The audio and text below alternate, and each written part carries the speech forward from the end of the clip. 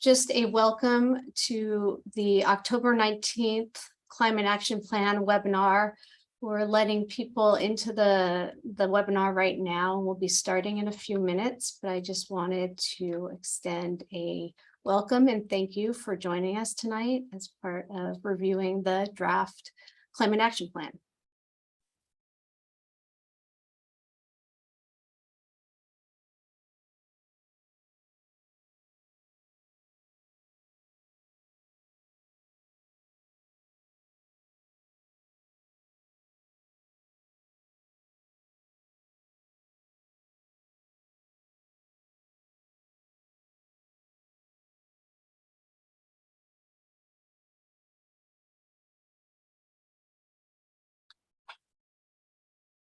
We might give it one more minute and then we'll start the presentation.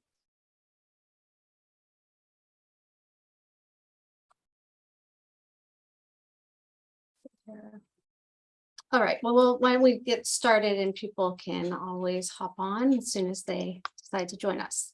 So again, this is the October 19th Climate Action Plan. It's a webinar to talk about our draft update. So Christine, maybe the next slide. All right. There we go. We will be providing introductions in a few minutes and a welcome to all of you. Thank you for being here again. We'll have a presentation. The presentation is a bit long, but there is some interaction associated with it. There'll be some opportunity to provide feedback through polls, and then we will follow up with the opportunity to ask some oral questions, get some answers and feedback from you all, and then we'll end with next steps and closing. So in terms of just how things will work tonight, we will be using the Zoom features of the chat feature as well as the polling and raising your hand. So as part of the presentation, there'll be polls and we'll be also using chat. So right now it would be helpful if you are on a screen, it doesn't look like anyone's on the phone, but to press that chat feature so you can see the chat feature and see when people are making comments, and those comments actually go to the task force, I believe. If you have any issues, oops, I already see a hand. If you have any issues, you can always email planning@cityofmillvalley.org, planning@cityofmillvalley.org, and I can help you with any technology issues. And you can always email me if you get frustrated. There's an opportunity just to email me or call me with your questions and feedback. And with that, just as part of background, we have a current climate action plan that's in our general plan. It was adopted in 2013, I believe. It's time that we need to update that document. There's 7 community members that have been appointed, and we started the process about a year ago. They have been working hard on the update. We also have a sustainability consultant, Christine O'Rourke, who will be giving the presentation tonight. We're here to seek input from the community. The draft climate action plan that we have is based on staff and consultant guidance, as well as thinking about countywide collaboration based on other climate action plans, feedback from subject matter experts that we had during the 9 meetings on various CAP topics. So what's next? The next part of the phase will be a final celebration of the 10th and final task force meeting to package everything together, and then we'll go through the review and adoption process. So with that, I'll hand this over to the chair of the task force, Debbie Alley. Hi there. Thanks everyone who was able to join this evening. I'm Debbie Alley. I've been the chair of this amazing group of people for the past year, and it's my absolute honor and privilege to introduce most everyone who's able to be here tonight. We have spent a year together. I think I can by default say all of us are climate advocates and have various expertise in different areas within the community of Mill Valley, and have lent their time, their energy, their expertise, their vision, and their commitment to work towards developing this draft climate action plan that we are excited to put forward to the City Council this year. So first of all, would like to introduce our City Council member who's been a representative and a guide for us throughout this year, Urban Carmel. Susan Gladwin, who I don't believe is on tonight, another community member that also has some expertise in more of the climate tech area. Thank you, a special thank you to Al Grummett for being the vice chair this year and really being a partner. We worked closely together, in particular this summer, to canvass other colleagues and commission members across Marin County. And Al brings an amazing level of expertise in the climate field. Greg Hildebrand, I don't know if Greg's on tonight, but you may know Greg from our planning commission. So bringing that expertise around building, and that's been phenomenal and such a great commitment there. Karen Jaber is on tonight, and she's actually a newer member to our Bicycle and Pedestrian Advisory Committee. So, you know, carrying the torch for the great work that committee's doing as well. Fiona Matney, she's our student member and a climate advocate from Tam High, and it's been great to get that perspective from the youth in our community. And then lastly, Paul Moe, who is also a former chair of our BPAC in the community of Mill Valley, but is involved in so many other ways and remains committed to all the great causes that we support in our community. So thank you very much for hearing about the plan tonight, and we look forward to your questions and comments. Okay, so I'm up. Hi, everyone. I'm Christine O'Rourke. I am the consultant that's been working with staff and with the task force on developing the climate action plan. So we want to start off by just talking about what is a climate action plan, or CAP for short. And there are 4 essential elements of a CAP. The first thing we do is we quantify our existing emissions and we look at the trends. So this graph here on the right is showing emissions, community-wide emissions for the year 2020. That's the latest year that we have the data and the emission factors that we need in order to quantify emissions. And just as a side note, our emission inventories are what we call in-boundary or activity-based inventories. They're not consumption-based inventories. So we're not looking at emissions that come from the production or transport of food or products that are grown or manufactured outside of Mill Valley's boundaries. We're just looking at the activities that occur within the boundary.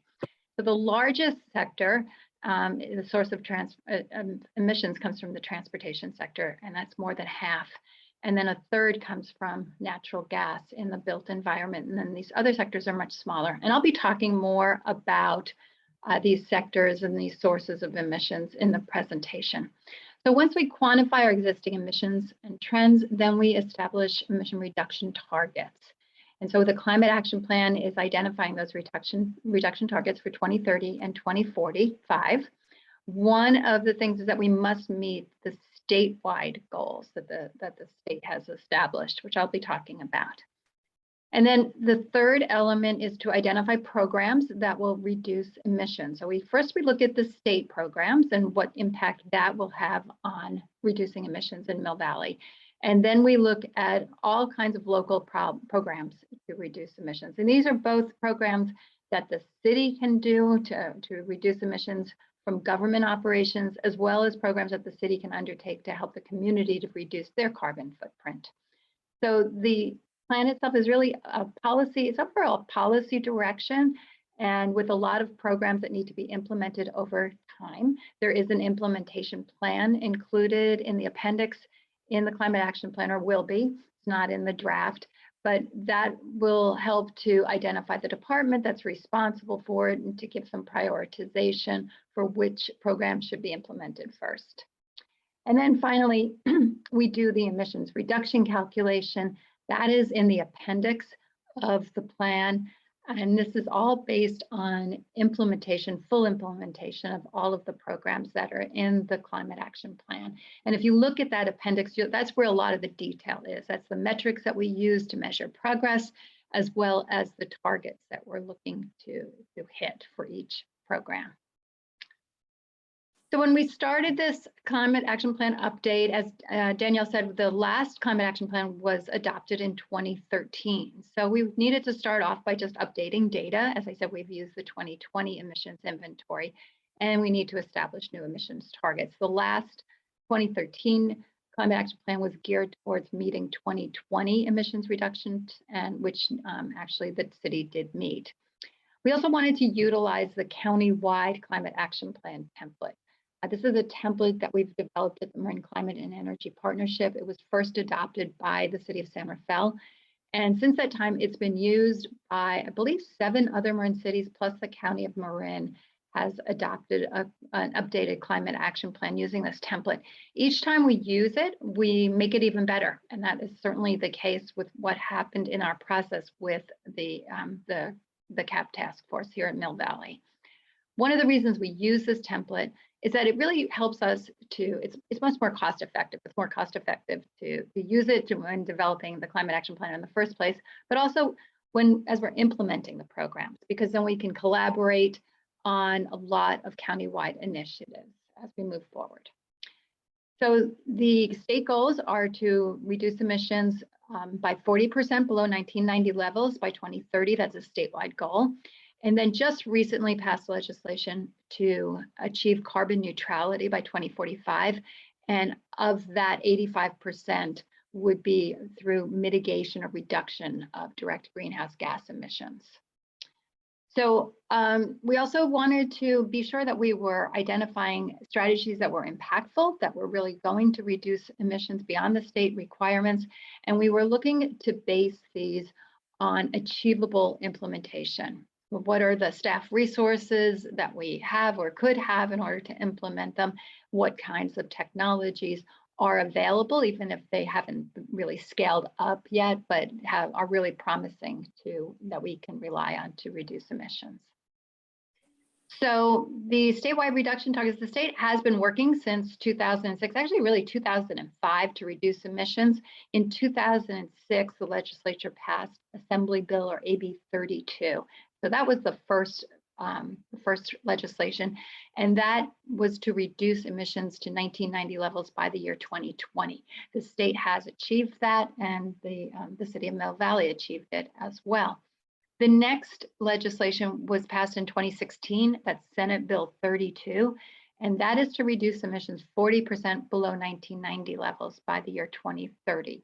So this is the upcoming goal, and it's the one that we really are gearing the specific programs to, is making a 2030 target. But we're also looking out to 2045. And as I said, the Assembly just passed this Bill 1279, and it was signed by the governor.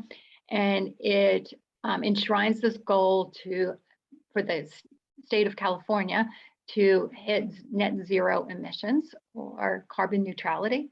And again, 85% emissions reduction below 1990 levels for the greenhouse gas emissions. So this is a look at Mill Valley's emissions and trends over the years. We have data going back to 2005, and we create these greenhouse gas emissions inventories every year so we can measure our progress and see how we're doing. We estimate 1990 levels as 15% below what they were in 2005. So the 2020 target is that dotted line at top. And as you can see, Mill Valley actually met that in 2013, so 7 years early. And emissions have been falling. As of 2020, it's 24% below 1990 levels. So Mill Valley actually had done very well in reducing emissions. We're pretty close to getting to the state target, which is 40% below 1990 levels. The climate action plan target is actually targeting 47% reduction below 1990 levels if all of these programs are implemented. And again, the 2045 target, I've shown it there. It's the bottom dotted line, and that's just to show you how much further we actually have to go to reach that long-term target. This is another way of looking at where we are and where we've been and where we're going.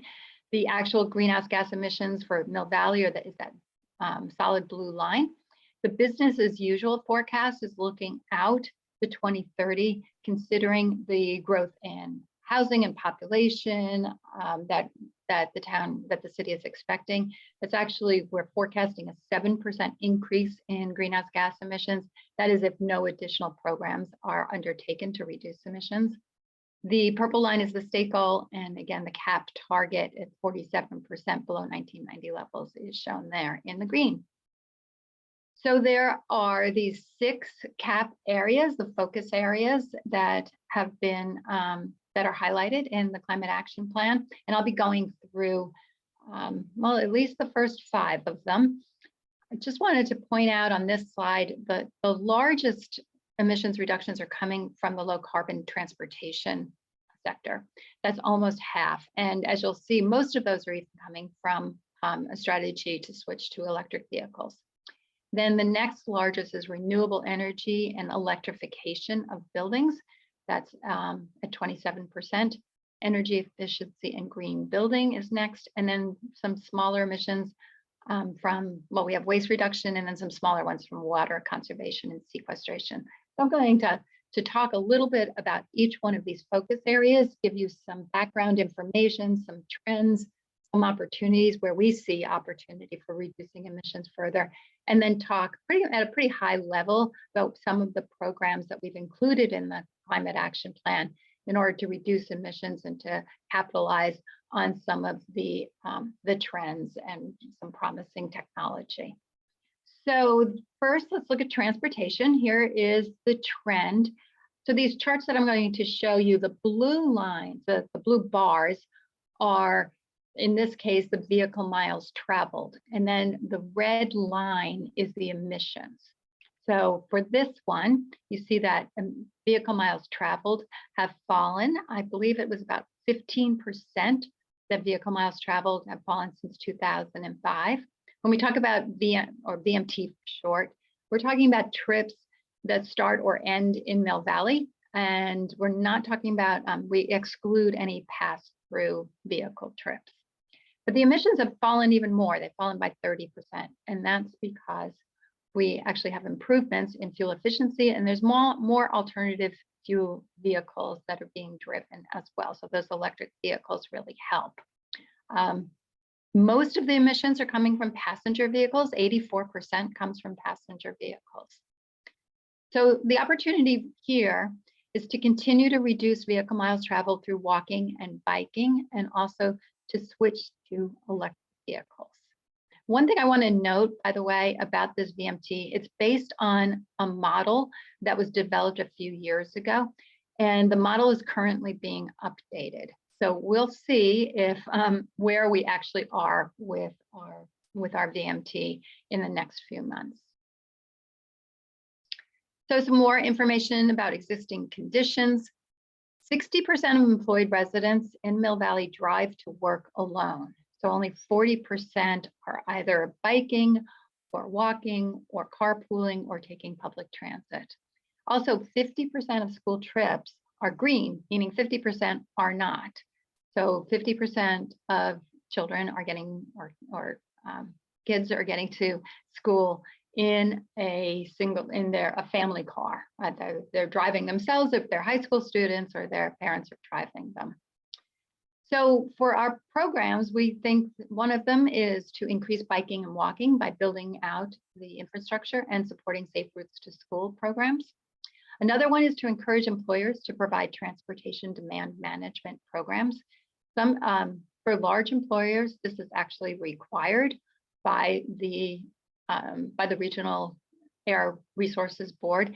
The city can help identify those companies that aren't in compliance and help to move them into compliance. Also, the city, when there's new projects are approved, can require transportation demand programs.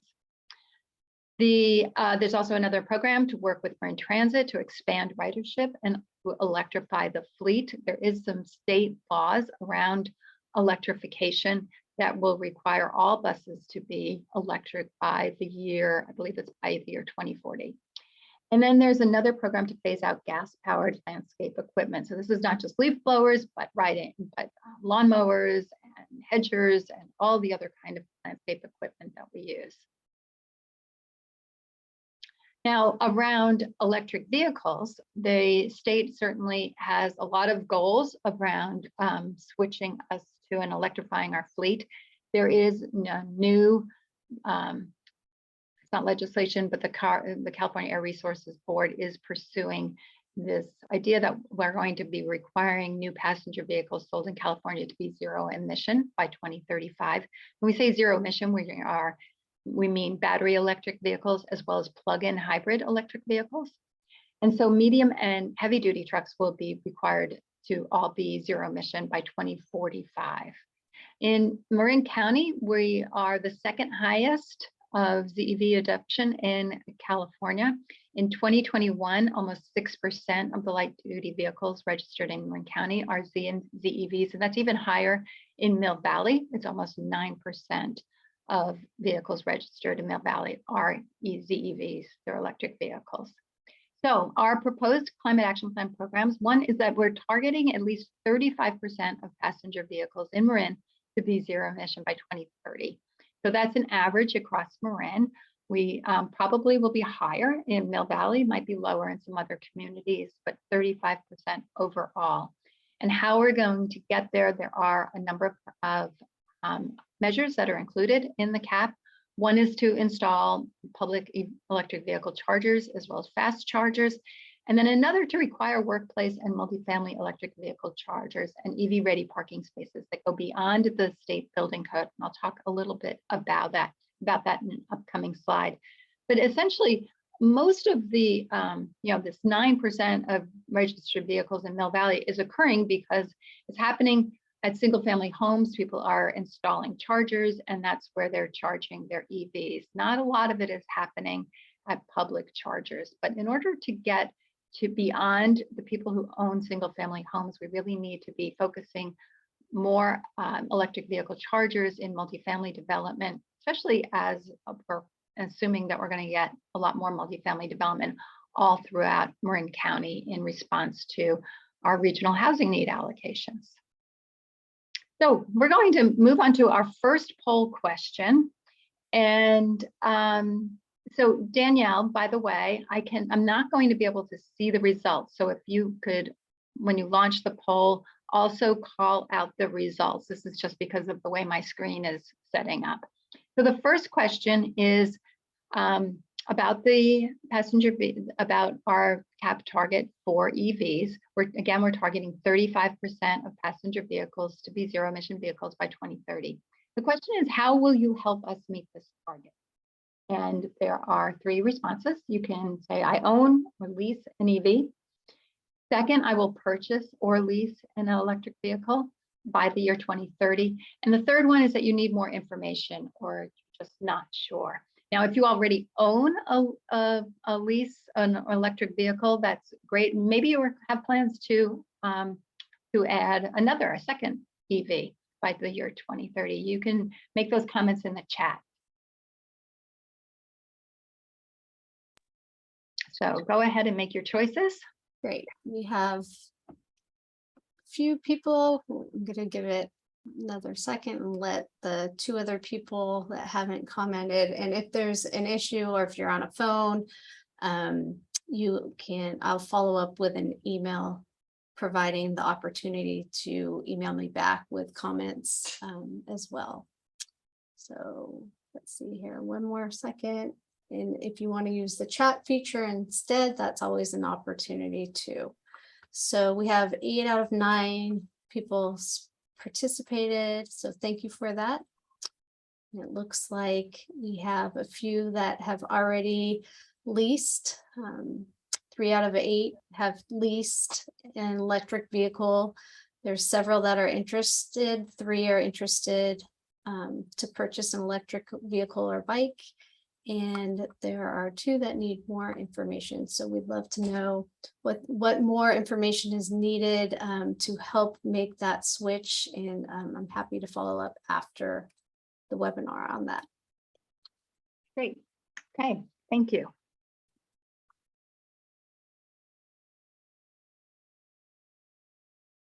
So my screen apparently is frozen now. It's not moving forward. Oh, okay, now I see. Maybe because I might have had to share this, so I apologize. Okay, got you. Now, and I can see that. I can actually see the Okay. responses. Okay, it's still not moving forward. Oh, there we go. Okay, so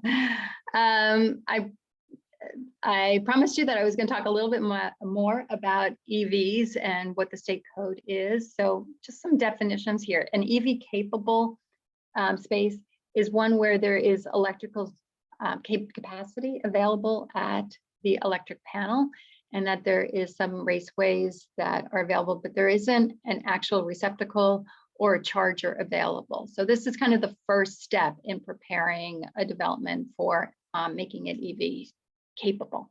The EV ready is where you not only have the electric capacity at your panel, but there also is a receptacle or a charger. So if there's a receptacle, that means like in a single family or in a multifamily building, a tenant could just purchase the charger, plug that charger into this 220 volt receptacle, and then charge their car from there. So you can see that that makes it just a lot easier to purchase or lease an EV and use that EV. And then the EVSE is electric vehicle supply equipment. This is when you would actually have a charger, like a public charger. It could be a level 3, which charges a vehicle in probably about 40 minutes. It's much quicker than a regular level 2, which could take 6 to 8 hours to charge for a full charge. So the new state standards that we have a building code that will be going into effect on January 1st. And these are the code requirements: the single family, 1 EV capable space per unit. Multifamily has to have 10% EV capable, and then another 25% of the spaces have to be EV ready, and 5% of the spaces need to have chargers for any 20 plus units. So that means there has to be 1 charger available for every 20 units. And then for non-residential, you can see what the requirements are there for commercial buildings. All right, we're ready for poll question number 2. The CAP includes programs to expand EV charging infrastructure. So our question is, where would you like to see more electric vehicle chargers in Mill Valley? Our picture here is of the 2 that are at a hockey park. So there are a number of choices. This is a multiple choice question: public parking lots, commercial and office buildings, multifamily housing complex, single family residential dwellings, public right of way, or other. You can use the chat feature if you have other ideas, please.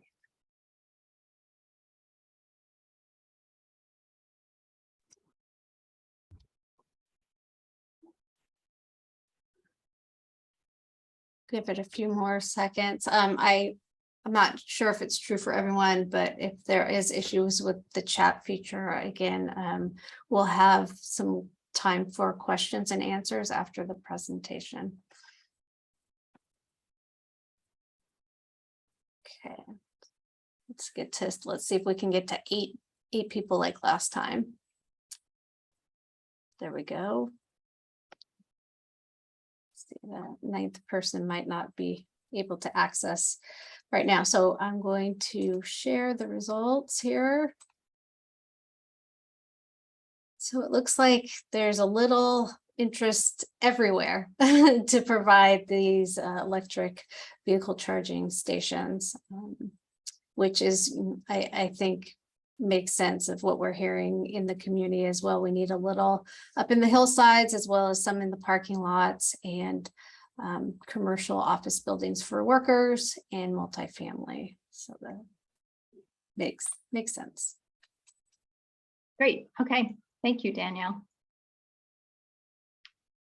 All right, so now we're moving on to the built environment. And the first thing we're going to talk about is electricity. And so this chart here is showing you the electricity consumption in the blue bars, and then the emissions are that red line.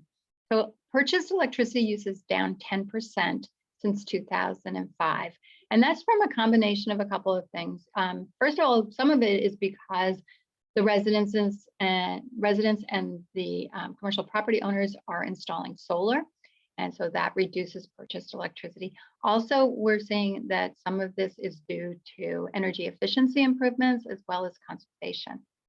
So the use is down 10%, but emissions are actually down 80% since 2005. And that is because the carbon content of our electricity is really improving. This really started first with marine clean energy, and then PG&E, also the electricity that comes from PG&E is much cleaner than it was in 2005.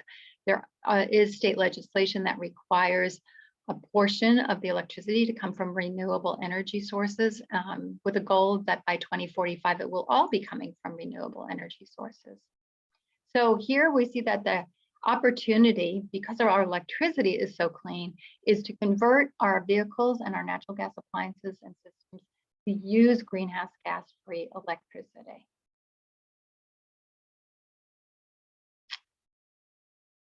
Okay, so as I said, electricity is clean and it's getting cleaner. MCE's electricity is probably going to be 95% greenhouse gas-free in 2022 and thereafter. And again, as I was saying, state law is requiring 60% of electricity come from renewable energy sources by 2030 and be greenhouse gas free by 2045. Solar installation is growing in Mill Valley, continues to grow. And what's interesting is that the most recent years, about 70% of solar installations are now including battery storage as well. And that's really helpful, especially if there's a public safety power shutoff event. And we need to, we want to have some backup energy source, and to use batteries is of course much cleaner than using like a generator that uses diesel or natural gas. So solar supplied approximately 7% of local electricity needs in 2020, and this is local solar, so it's distributed. It's solar that's installed on rooftops and maybe some ground mount installations as well. So we're projecting solar PV will supply 24% of local electricity needs by 2030, just by assuming the 2021 growth rate. So our proposed programs in the CAP is to continue facilitating and encouraging solar installation as well as battery storage. Moving on to the built environment and natural gas. Natural gas is down. Use is down 15% since 2005. That's about 1% a year. And the emission factor is the same every year, not like electricity. So emissions are dropped the same way. Now, natural gas consumption is really interesting because it's highly correlated with outdoor temperatures. And that's why it fluctuates so much year to year. But the trend is down. Certainly, as our planet continues to warm, we're going to be probably using less natural gas to heat our homes. But because electricity is getting so clean, and so that part of the pie is really shrinking, and emissions from natural gas now represent 86% of emissions from energy use in Mill Valley overall. So here the opportunity is to, first of all, improve energy efficiency of buildings, especially homes, because that's where most of the natural gas consumption is. And then also to convert natural gas appliances and systems to those that use our clean electricity. So the building code that I was talking about, this new building code, is every 3 years it's updated, and in past iterations of the building code was really to increase the energy efficiency requirements. With the last building code, there was also a requirement to add a solar system for all new residential buildings. And now with this building code, we see that the state really is kind of making the shift to going to all electric buildings, probably perhaps with the next code. But at this point, they're really encouraging heat pumps. They're also establishing electric ready requirements for appliances. So what that means is that, for example, if you're installing a cooktop that uses natural gas in a new kitchen or a new building, you would also have to have a receptacle, an electric receptacle installed, so that in the future, if you were to swap out that cooktop, you could easily put in one that uses electricity. So you're going to actually have both natural gas and electricity for any appliance or heating system that you want to have using natural gas. But again, the building code really is encouraging heat pumps. That's for heat pumps for both water heaters and for space heating. Now, a jurisdiction can adopt additional amendments to increase the green building or sustainability. They can increase the energy efficiency requirements, and they can also go all the way to all electric. Now, the chart here on the right is showing you how much electricity and natural gas a typical appliance or heating system will use. The first thing you'll see is that water heaters and heating systems use the most electricity and natural gas. And then I'm comparing them between how many pounds of greenhouse gas emissions are emitted if it's using electricity versus using natural gas. And the reduction there is the last column. So for example, using a water heater that uses a heat pump water heater that uses electricity will create 90% fewer emissions than one that uses natural gas. And your heating system as well, it's an 85% reduction to switch to a heat pump heating system. So these really are dramatic reductions in emissions. And so we have programs in the Climate Action Plan. One is for the city to pass an all-electric ordinance for new construction for both residential and non-residential buildings. There is an effort underway throughout the county right now to the county, and I'll talk about that on the next slide, to adopt this all-electric building ordinance. And then we have also another program to adopt an burnout ordinance, or to look at adopting a burnout ordinance in about probably about, I think we're looking at about 3 years from now. And this is really the only way, or the most efficient way, that we're going to get at the existing building stock. Mill Valley builds very few new houses each year, even total remodels, like tear downs and remodels. Very few of those are built. So if we're going to get at that 33% of emissions that are coming from a natural gas consumption in the built environment, we're going to have to look at some requirements that when you are replacing an appliance or a heating system at the time when they burn out, that you actually would be required to use an electric version of that appliance or system. So this is a quick summary of what the Model Green Building Code is that the County of Marin is looking at. I believe I know they've had one reading already. I'm not sure if they've actually adopted it, but if it's not adopted, it will be very soon. So there are two main components to this ordinance. The first one is to require all electric for newly constructed residential and non-residential buildings. So this would be anything that is pulls a building permit after January 1st. The county's definition for new construction also includes some major remodel projects, so that remodel at 75% of the linear walls. And it also includes new detached accessory dwelling units. If the unit is attached to an existing building that is a mixed fuel building, meaning that it uses both electricity and natural gas, it wouldn't be required to be all electric.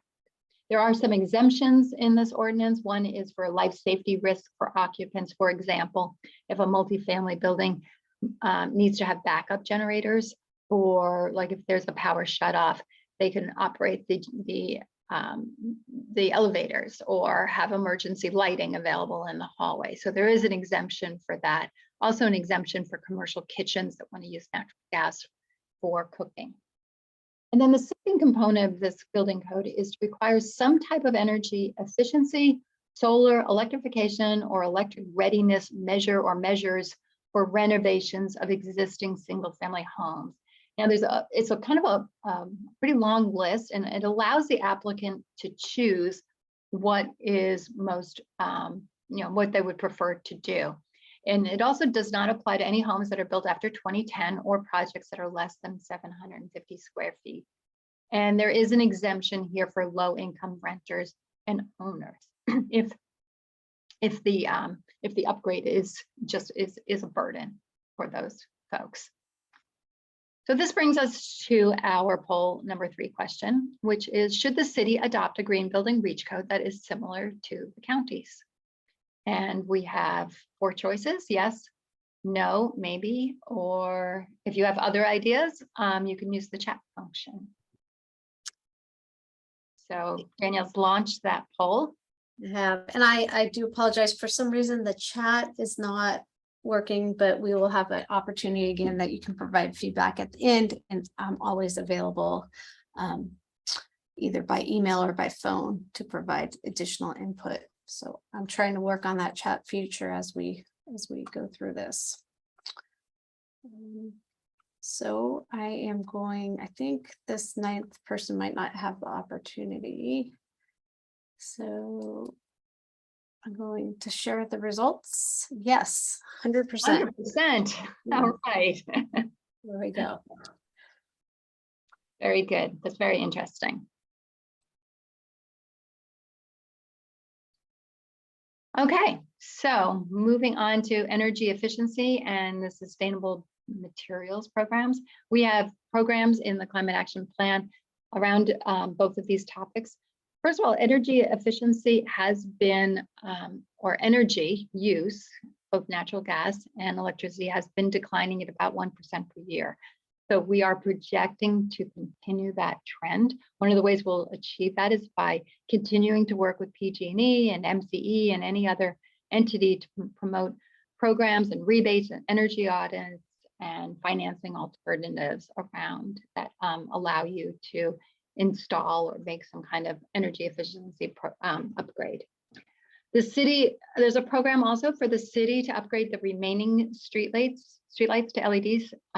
Mill Valley's already upgraded about 80% of the streetlights, and there's a few more to go. So as those are burned out, Public Works is replacing them with LEDs. There is a program to complete energy efficiency projects in the city facilities and implement energy conservation practices. There's also a program to adopt a low carbon concrete ordinance. This is based on a model that the county developed a few years ago and has been implementing. And so this requires concrete that just produces or requires fewer, generates fewer greenhouse gas emissions in the production of the concrete. There's also programs around using sustainable building materials in new development, and one to consider requiring energy efficiency audits at time of sale. We do know that if a prospective buyer is presented with a list of projects that they could undertake, that at the time of sale, that they're much more likely to actually make those improvements. So this brings us to poll number 4 question. The city is currently going beyond state green building standards, and the CAP proposes to continue to do so in future building code updates. So what would you view are the most important considerations to uphold higher green building standards? This is a multiple choice question. There are a few different options here. You can choose one or all of the above is number 6. So please go ahead and make your choices. And the chat feature is fixed, so I believe everyone should be able to chat and type away as you would like to.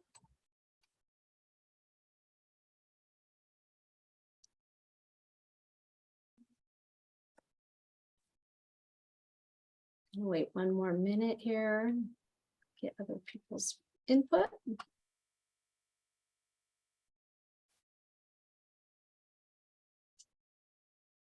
All right, let's see if we can get that 8th. All right, the 8th person. Great. Let's share the results. And this again is a little bit of everything. It's a little split in terms of the importance of everything, which is something I believe also illustrates what we're hearing in the broader community as well. Great. Okay. So now we'll move on to waste. Landfill waste is down 21% since 2005. You can see by those blue bars that it kind of fluctuates up and down, tends to follow economic conditions. So in 2008, that's when we had the Great Recession, and all of the building that was occurring kind of ground to a halt, and then the economy improved and it went up. But Interestingly, even though economy was very strong, 2018, 2019, 2020, it actually did begin to fall. So waste is again down 21%. Emissions are down 36%. And that's because we are using, sorry, this is all not going in order, but that's because the emissions are come from the organic waste that decomposes under anaerobic conditions in the landfill. Some of that's captured at the landfill and used and turned into energy, but some of it escapes into the atmosphere. So as far as we can get organic material out of the landfill, that's how we're going to reduce that methane and the greenhouse gas emissions that come from that. So we have been doing a better job, and so there is lower organic content both in the waste that's used in the landfill as well as the alternative daily cover. That's what the landfill operators use to cover the landfill at the end of the day. So the opportunity here is to reduce emissions through composting, both by using the green can and also home composting. Also better sorting of paper waste, because paper is organic and does create those emissions when it decomposes, as well as compliance with new state laws. And there have been quite a few new state laws that the city's been very busy implementing over the last year. The state is looking at diverting 75% of organic material from the landfill and also recovering 20% of edible food by 2025. The businesses and residents right now are required to use organic waste recycling service. And there's also, through the building code, a requirement that 65% of construction and demolition waste is diverted. So our climate action plan programs are around doing education to the community, both residential and commercial tenants, about the composting regulations and to help them to do the composting as well, to work with the city's waste hauler to increase recycling and composting and address these state laws.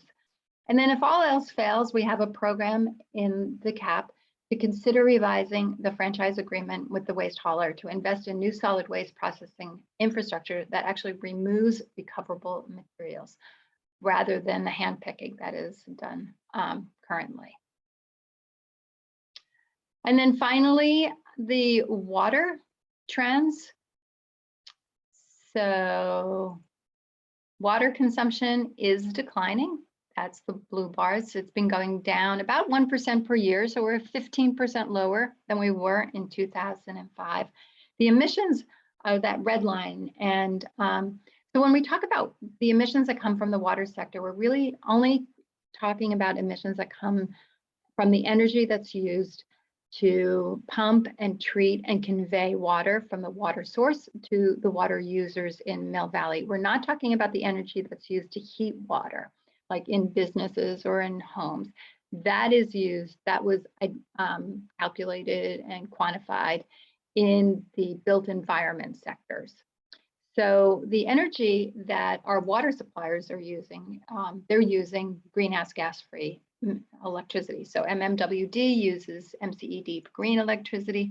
The Sonoma County Water Agency, which provides in any given year 20 to 25% of Marin Water's water, they also use carbon-free electricity. So that means that our emissions have really decreased. They've gone down 96% from 2005 levels.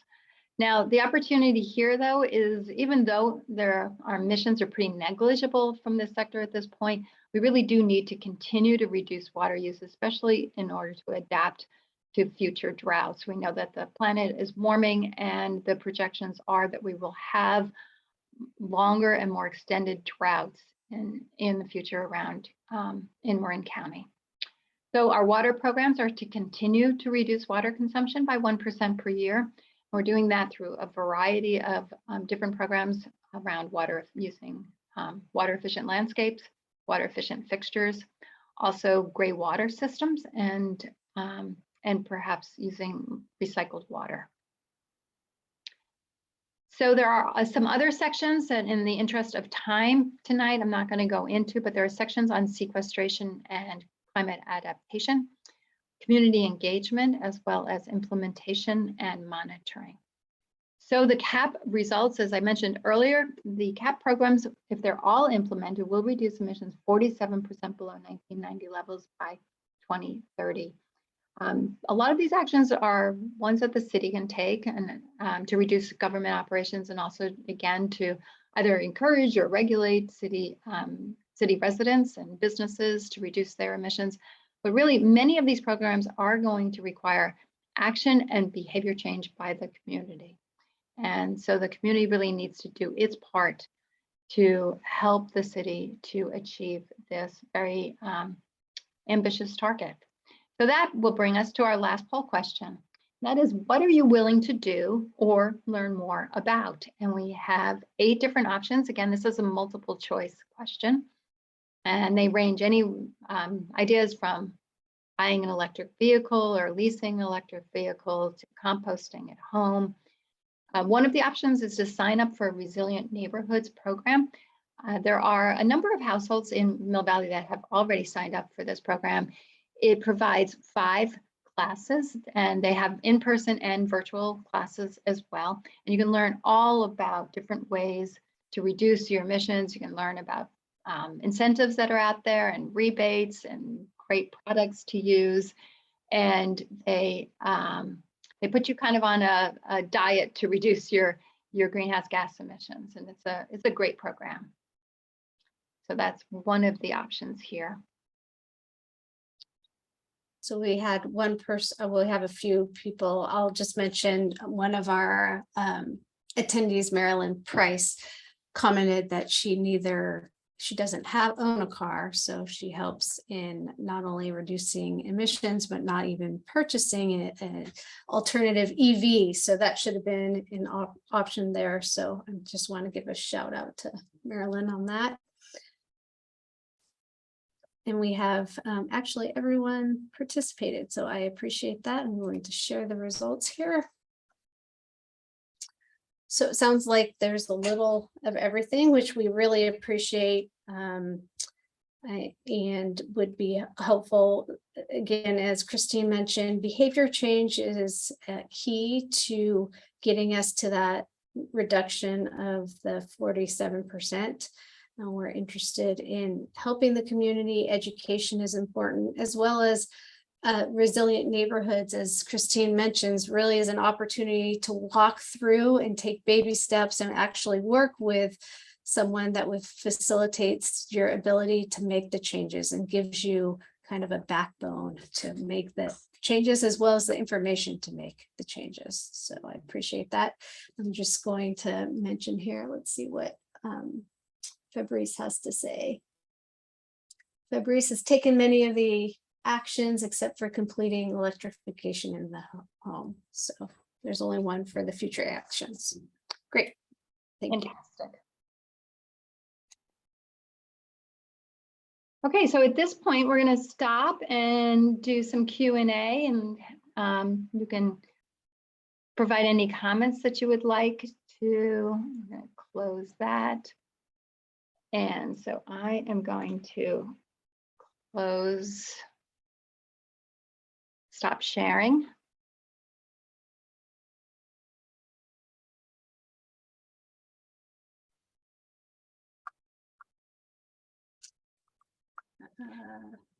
And so do we have any questions that are in the chat, or does anybody, if you want to raise your hand, if you want to ask any questions, we can answer your questions. Sure. I'd like to take a stab at it, as is Danielle. Yep. So let me, I see Marilyn at the top of this page. So Marilyn, if you'd like to provide some feedback or let us know what you're thinking, I appreciate it.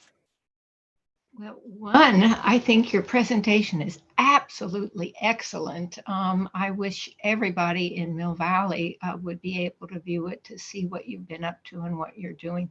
So thank you so much for that. Right now, and I don't know, we only have one chance to talk, so I'll just say one thing about that last question, though. I couldn't answer it because I'm already doing a lot of those things, and I didn't have that choice. So if you pose that question again, And some of your other questions, the same thing, you know, put in that kind of option that you'll get a better result from it. But I'll let other people speak. If it's okay for me, I might speak up again a little bit later. Absolutely. Sure, that would be fine. All right, let's see, Fabrice. I've unmuted you. Welcome. So hi, is this a good time for me to make a comment about this climate action plan? Sure. So here goes. I'm Fabrice Florin. I'm the director of Green Change, which is a climate action network of concerned citizens like you who help each other live sustainably and build a better world. And I'd like to thank all the members of Mill Valley's Climate Action Plan Task Force for this great presentation, as Marilyn said, and for all your great work on this important plan to reduce greenhouse gas emissions in our area. I applaud what you've done. I think the plan is really, really, really well done, very thoughtful, and I want to express my support for more green transportation use, more home electrification, more renewable electricity use, and a general recommendation for everyone to live more lightly. Let's all do more with less, consume less, drive less, fly less, eat less, you name it. Now, as Mill Valley residents, my wife and I have followed these best practices in our daily lives, thanks to what we learned at Green Change. We have 2 e-bikes. I ride my e-bike almost every day for groceries, local errands. We only use a single electric car for our household. We sold the other gas guzzler, and we only drive it for long trips we can't bike to. We recharge our electric vehicles directly from our solar panels, which we installed last year. We power at home at night with a big home battery. And if we really have to use the grid, we use MC Deep Green 100% renewable electricity. We've also installed an electric heat pump water heater, and we're in the process of replacing our other natural gas appliances, getting bids to install an electric heat pump, mini split, and induction cooktop and electric clothes dryer. The reason I give you this big list is because the result of all this is we reduced our own emissions by half in just a few years. You know, it was just 5 years ago that Maryland started getting on my case about doing something, and we did it. We're under half of our emissions in just a few years. It was just a matter of deciding to do it and sticking to our own climate action plan. And we're retired and we're on fixed income, so it's not like just a big wealthy billionaires, right? So my point is that it is possible to cut your emissions by half in a very short amount of time. So I would like to ask that the task force consider a 50% emission reduction below 1990 levels by 2030. It's higher than the 47% level proposed in the current cap draft, but I think it's important to say we're going to reduce it by half, just for public relations alone, because your primary challenge is going to be behavior change. And for behavior change, the way you communicate to folks is really important. So cut it by half. Let's not nickel dime it at 47%. Danielle has done a fantastic list of some of the ways you could get there. You could increase the EV adoption rate from 35 to 45%. Certainly you could add more buildings. You could graduate more people from resilient neighborhoods. I support all her suggestions except for the carbon offsets. We really need to get past that addiction to carbon offsets. It's not the right solution. So I encourage you in closing to consider the most aggressive climate action plan you can for Mill Valley. The way I see it, all our lives are at risk due to climate change. And as our planet burns, now's the time for Mill Valley to rise to the challenge, spend whatever it takes to make a huge step forward to reduce our emissions and lead by examples. In many ways, your plan does that. I'm just saying, go a little bit further. It should hurt a little bit. You know, say, oh, well, we don't have the staff. Well, just let's get the staff. Let's make it at, you know, half of our emissions. To solve this existential crisis, and I'm wrapping up now, it's not the time to be timid or penny pinching. We should not cheat future generations for fear of offending people or, you know, having some adverse reactions. We have so many educated and wealthy people in this city who can take the same actions as our family did And we owe it to ourselves to lead the pack on climate action in California ahead of all other cities. Thank you for the opportunity to speak here. Thank you, Fabrice. And I'll be in contact with you. I think you'd be a perfect person and family to get some video footage of changes that we can post to show how you can change your behavior. So thank you for that. Let's see here. Sarah, if you'd like to speak, welcome. Hi, I'm Sarah Turner, and I work with Fabrice and with Al at the Green Change and at Sustainable Mill Valley. First of all, I want to agree very much with what has been said about the work of this group. You are fantastic with the work, and I know it's been a lot of hours of getting all those facts and numbers together and collaborating on what to do about creating this. So I admire the work that you've done. I've sat in a number of times, and I think that that Debbie, you have really run this committee so well. Now, I also agree with Fabrice that we need to really have a stretch target.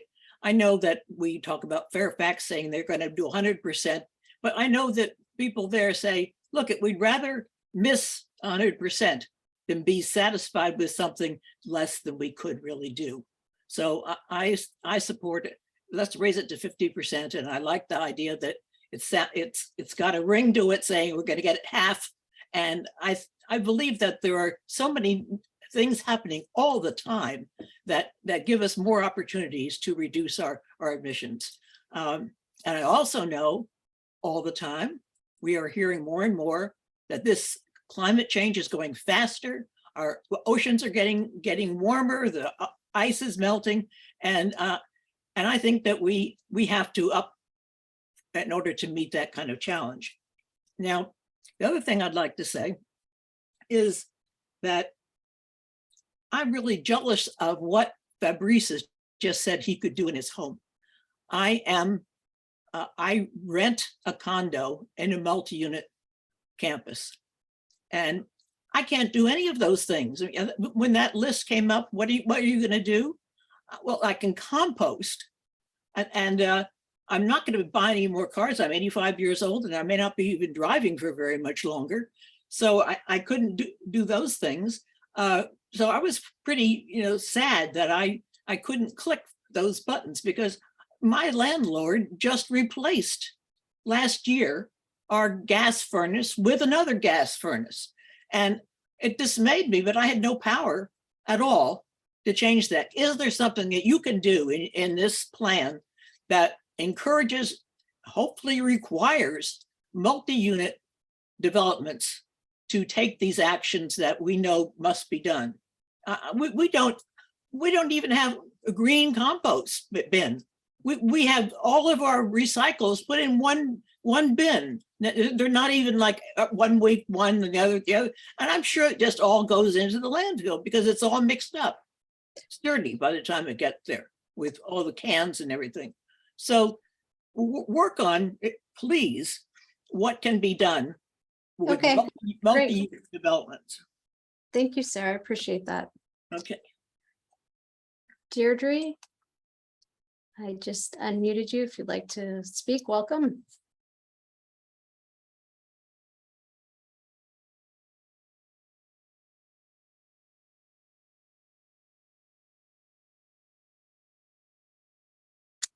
Let's try this one more time. Let's see if I can get Deirdre. Here we go. Now, can you hear me? Yes, I can. Okay. Welcome. Thank you. So I'm an ambassador for Resilient Neighborhoods, and I have been for a few years. So I'm working on all of these things with a lot of people in the Marin area. I live also, like Sarah, in a multifamily dwelling. And it's been really difficult to get our owners to adopt any of these great plans that we already have in place.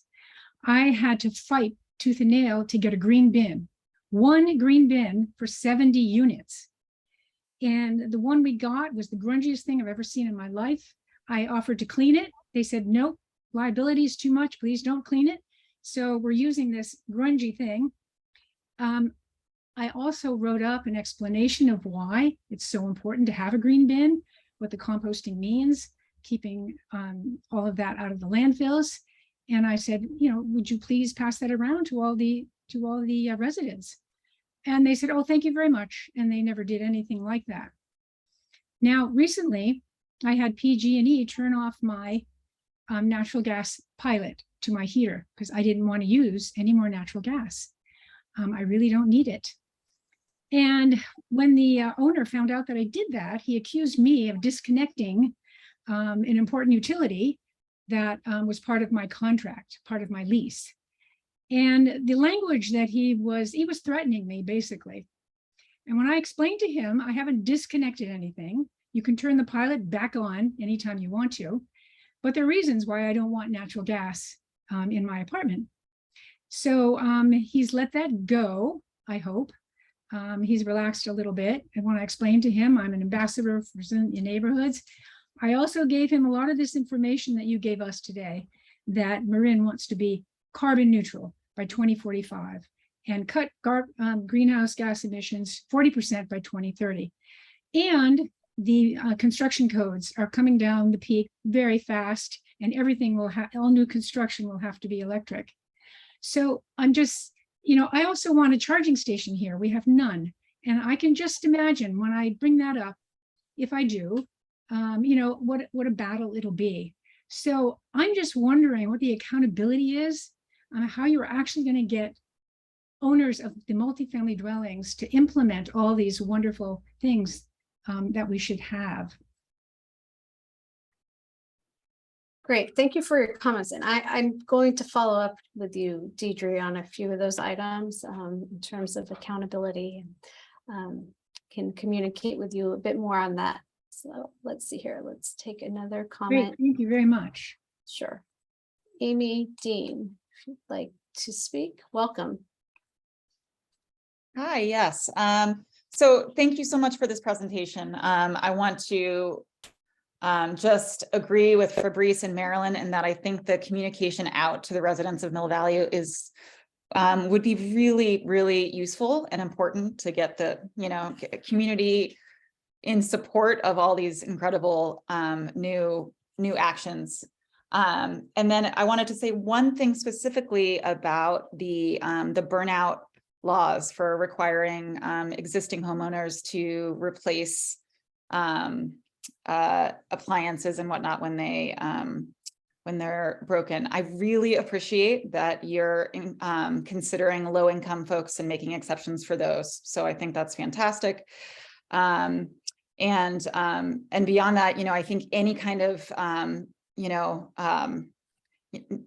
you're kind of preaching to the choir here, because so many people on the call are in support of this, but you know, there are a lot of people that won't take action until they have to. And so, you know, making these kinds of changes and requirements to replace and electrify homes, I think is critical. And I have a question too. So I'm wondering if any kind of other incentives to get people to do this before their appliances break is possible. And thanks. That's all. Thank you. Yes, getting the word out, I think, is half the battle, and getting the communication out before you don't have hot water, right? There are actually a lot of incentives for the switch. It's getting that word out that occurs before you actually need that water heater and before you go down to Home Depot to get the water heater, however go about it. So you're exactly right, in outreach is key on that. And we need to do more of it early and often. So thank you for that. And we'll continue on with that as well in terms of incentives. Mary, I'm going to unmute you if you have any input or thoughts. Welcome.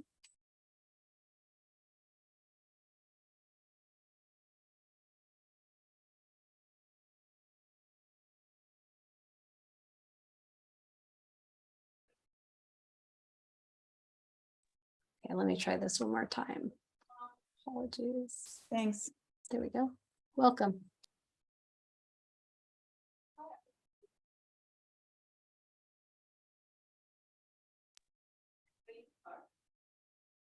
Let's see here, Mary, I unmuted you. Let me try it one more time here.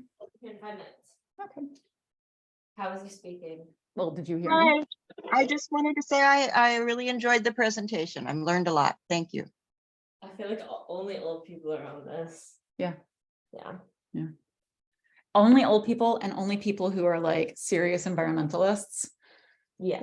Like you. Are you? a Not sure who that is. I do what I can. Good job, Mom.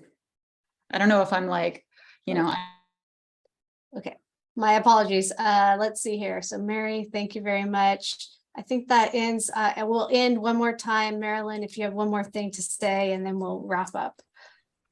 Okay, well, and all I would want to say, well, and I think everybody knows where I'm coming from, and I read every day because I get all these articles that I put in my little column of what's happening around the world, and I'm just so aware of how fast things are happening.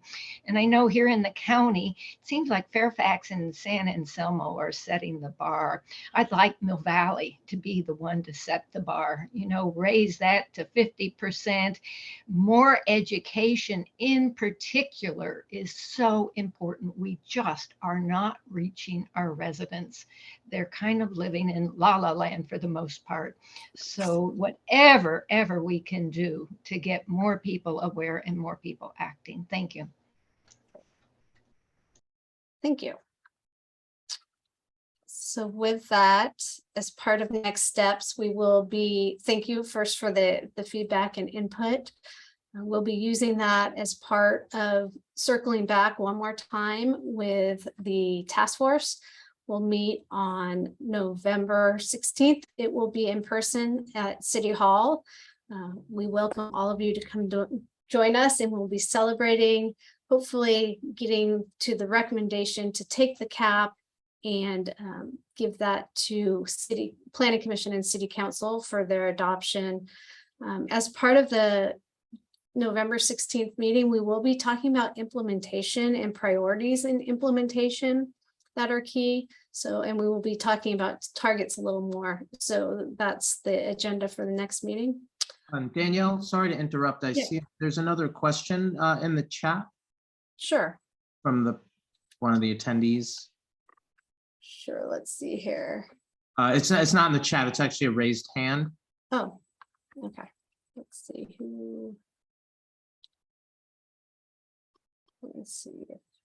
Hold on. And let's see. It's Paige Macy. Oh, I'm sorry. Paige, I deeply apologize. I missed you. I have too many screens. Al, thank you so much. Paige, please feel free to provide some comments and welcome. Okay, sorry. I think I raised my hand a little late. I'm a high schooler in Mill Valley, and I support this. And I think it's a really good idea. I was wondering, is this only really focused on individual action or just like enforcing that? Or is it more like for businesses and just like wider like Mill Valley and because I don't know. I also think that the education to the community is really important because not very many people I think know about this. Like my parents had no idea this was going on, and they're the ones who actually have to make like the decisions. So I definitely think education to Mill Valley is definitely much more important. Great, thank you. And yes, it's commercial businesses as well as individuals, households. So it's going to take all of the community, both the businesses and the individuals, to help us get to those goals. And I think we're hearing loud and clear about education and outreach. The task force has also mentioned education and outreach. I think that will probably come out as part of the November 16th meeting, trying to talk about a game plan in terms of outreach potentially, and priorities in outreach might be helpful. So with that, November 16th, and then we'll move towards the environmental review that's required to adopt the the plan. That will happen in early 2023. So with that, Christine and Debbie, if I'll hand it to you if you want to have any last final words.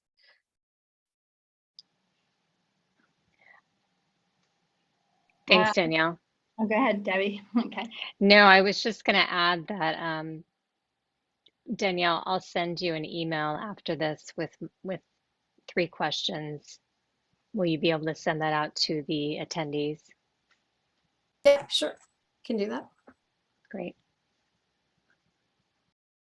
And I just wanted to thank everybody for coming tonight and participating and giving us your input. It's really great that you joined us. And so thank you. Great. Okay, great. Well, thank you. We're going to close the meeting. And again, thank you for your participation and look forward to November 16th. Thanks, everyone. Good night, everyone. Thank you, everyone. Thank you and good night. Thank you. Thanks, everybody, and good night. Thanks a lot. Great job.